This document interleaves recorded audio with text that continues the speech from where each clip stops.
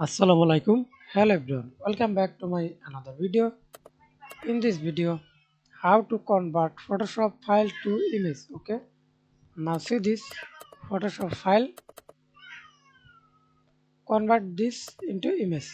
Simply go to File, Save as Photoshop. Click the drop down menu. Select JPG or PNG mode. As you wish, I select JPEG format. Location desktop. Now I already saved this. Now click save. I already saved this already. Except do you want to replace it? I do not replace it. Okay, thanks for watching video. Please subscribe to my channel, like, comment, share.